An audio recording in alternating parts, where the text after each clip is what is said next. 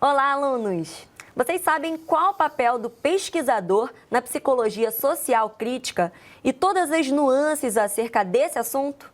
Bom, fica tranquilo, porque eu trouxe o professor em psicologia, Wilson Sérgio Carvalho, que vai explicar tudo isso pra gente. Né, Wilson? Tudo bem? Tudo bem, Roma. Prazer estar aqui mais uma vez. Então, dessa vez vamos conversar um pouquinho sobre psicologia sociocrítica, né? E o que é isso? E como é que o pesquisador ele atua nessa área? Sim, Espero a gente já que tem o bastante pessoal aprenda dúvida. bastante coisa aí. Vamos lá, vamos junto. Maravilha. Bom, para começar, como a psicologia social crítica se diferencia da abordagem tradicional da psicologia social, especialmente em relação à sua preocupação com o contexto político e social? Então vamos lá.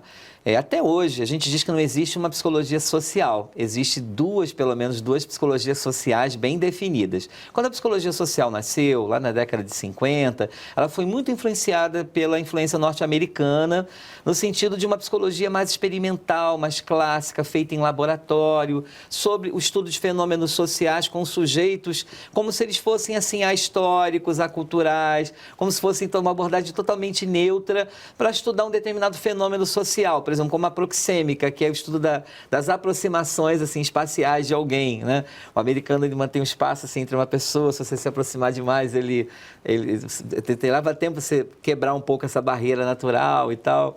Então, assim, ele estudava processos em laboratório com sujeitos assim, como se a história deles, a cultura deles não importasse muito. O foco era no fenômeno e tinha que ser assim, bem cartesiano, os dados tinham que ser provados, tinha que ser comportamentos observáveis, etc, etc.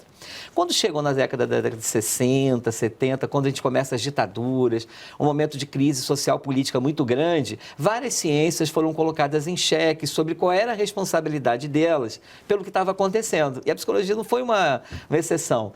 E aí começou a se falar, mas poxa, o mundo se acabando e a psicologia não faz nada, como é que é isso e tal? Aí o pessoal, não, mas espera aí, mas tem uma psicologia social que deveria dar conta disso. Só que era uma psicologia social que não era social.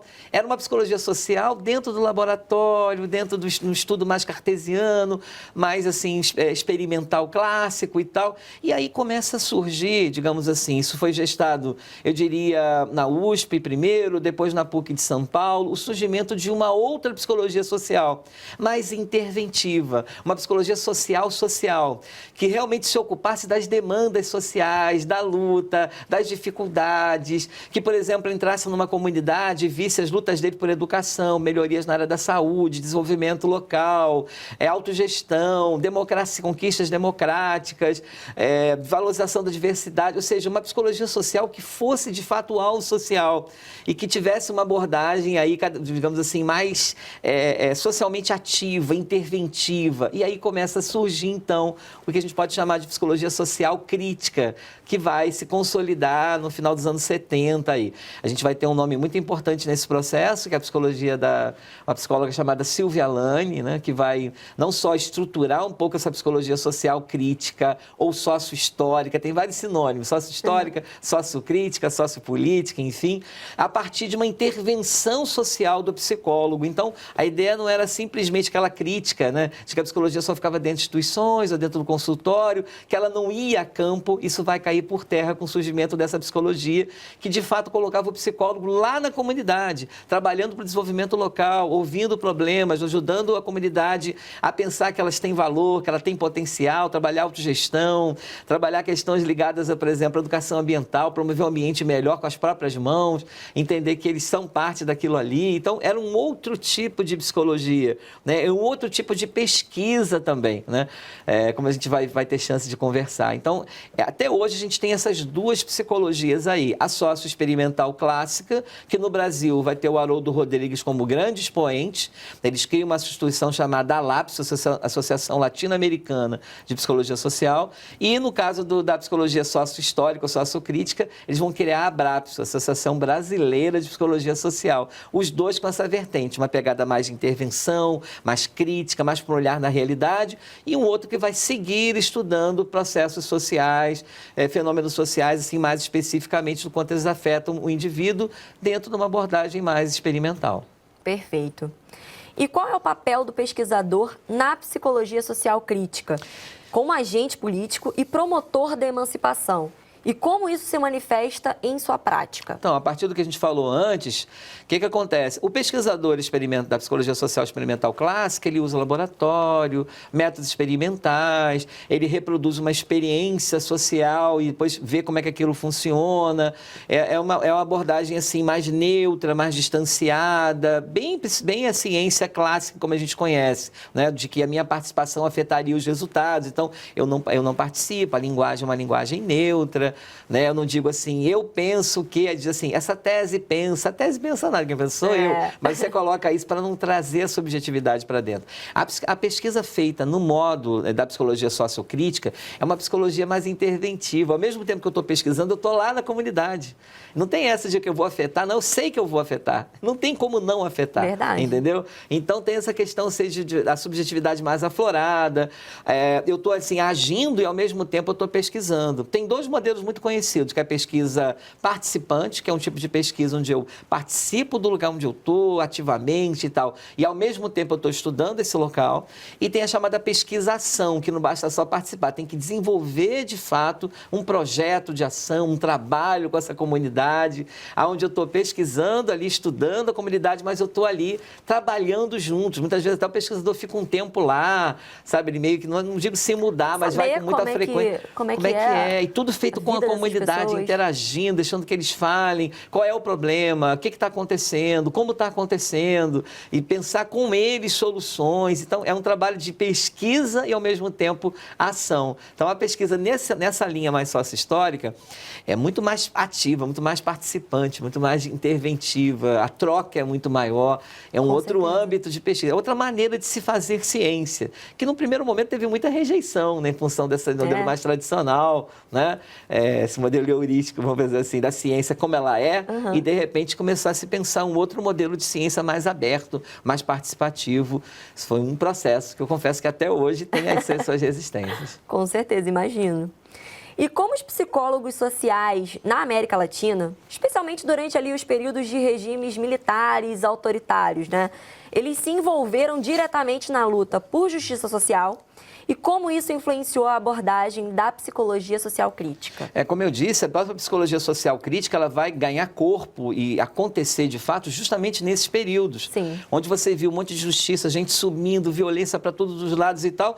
E a psicologia era chamada a responder sobre isso. E não vai fazer nada, a psicologia não tem nada a dizer, não tem nada a fazer. É nesse campo, na verdade, que começa a surgir manifestações contrárias àquela psicologia social tradicional, que, por exemplo, a Silvia Alane chegava para o Haroldo Rodrigues, que era o expoente, né, do outro lado, e dizia assim, pô, a psicologia que você faz não serve para nada, só fica num laboratório e tal.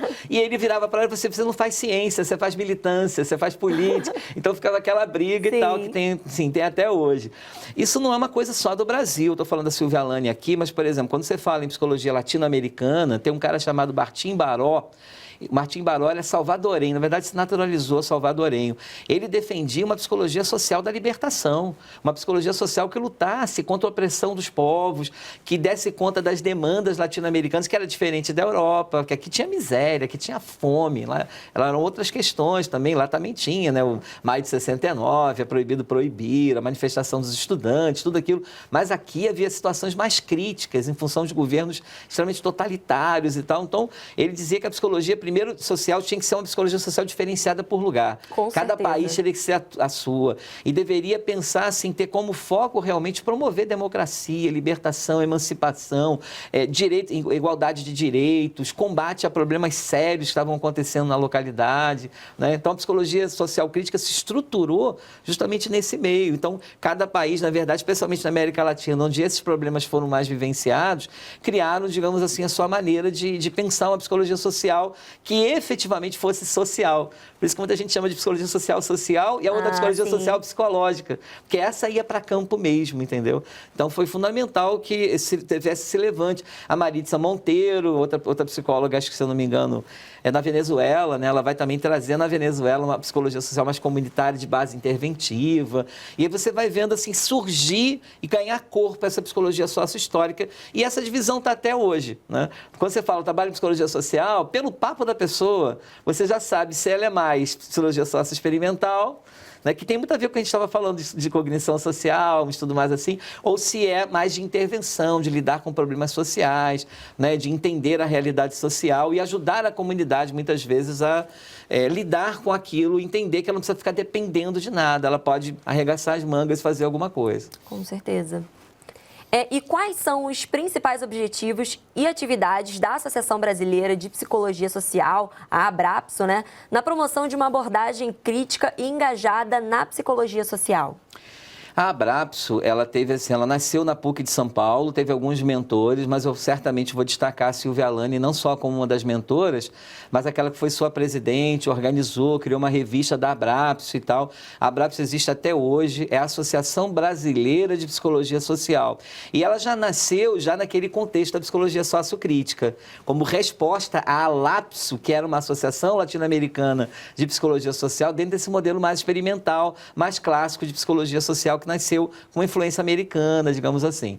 Então, a Abrapso, ela tem como meta, digamos assim, promover uma psicologia social comprometida com o sujeito. A lógica é estudar pessoas que são historicamente atravessadas, culturalmente atravessadas. Não tem como estudar o sujeito como se estudava na experimental, como se não tivesse cultura, não tivesse história, simplesmente fosse alguém que gerasse... mais, né? Particularizou e trouxe o contexto sociocultural que não havia antes. Então, a Abrapso defende essa abordagem sociocultural nos seus estudos. Ela luta por emancipação social, ela defende uma psicologia comprometida, de fato, com a transformação social da realidade, com a luta pelos direitos humanos, pela igualdade, pela diversidade. É uma psicologia social extremamente ativa, né, prática, por valorizar a pesquisa nessa área, que é necessário mais estudos, mais maneiras de fazer uma psicologia dessa forma, entendeu? Então, assim, é uma associação que foi central, foi chave, sim, para o desenvolvimento e consolidação da psicologia social crítica. Enquanto está no campo das ideias, é uma coisa, mas depois que você institucionaliza, que tem uma instituição que gera pesquisa, que gera estudo, eles fazem um encontro anual da Abrapso e tal, então isso foi certamente fazendo com que não fosse só uma ideia contrária à psicologia social que já havia, fosse realmente uma nova abordagem que se sedimentasse, né? E a Abrapso a psicologia tivesse mudado mesmo, né? Uma nova psicologia. Uma nova psicologia. Embora, volto a dizer, tem duas áreas mesmo. Tem gente que prefere trabalhar na primeira, é felicíssimo trabalhando ali, tem contribuições importantes para a psicologia social, indubitavelmente, mas são duas linhas de trabalho. A minha linha, por exemplo, de trabalho, onde eu fiz o meu doutorado, é em psicossociologia de comunidades. Então, assim, bem dentro dessa linha da psicologia sócio-histórica, mas não que eu não tivesse que ler, ou estudar, ou que ignore, ou male, enfim, né? O outro lado, entendeu? Entendi. Bom, como os conhecimentos em psicologia, eles podem ser aplicados de forma eficaz para promover uma sociedade mais justa e igualitária, conforme sugerido pela psicologia social crítica, né? Como é que isso é possível? Se você pegar o nosso código de ética, né, o código de ética profissional do psicólogo, né, já está lá muito esse ideal de um psicólogo que luta, digamos assim, dentro da sua área, em qualquer, mesmo que não seja na psicologia social, mas em qualquer outra área da psicologia, por um mundo melhor, pela promoção do bem-estar, né? Nós somos profissionais e costumamos dizer que a psicologia não é das ciências humanas, é das ciências da saúde, porque a gente luta a saúde, como diz o OMS, né? Promoção de bem-estar, não ausência de doença. Então, onde quer que o psicólogo esteja, ele quer promover, digamos assim, o bem-estar social. No caso da psicologia social crítica, o compromisso é, de fato, com a transformação social de onde a gente estuda.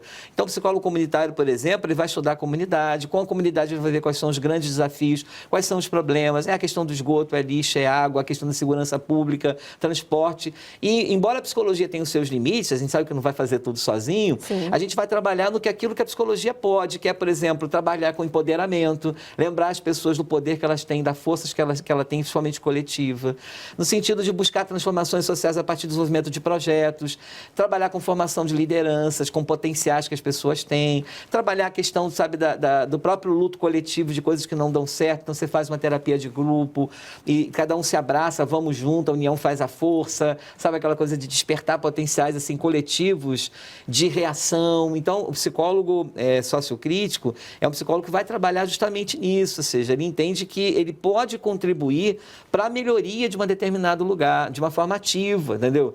Aí tem projetos, anteprojetos, tem apoio, às vezes são coisas do próprio governo, às vezes são empresas que apoiam determinados projetos sociais, às vezes é uma questão da própria comunidade que pede ajuda, de uma intervenção, entendeu? E a gente aprende o tempo inteiro, é um processo de crescimento mesmo, né?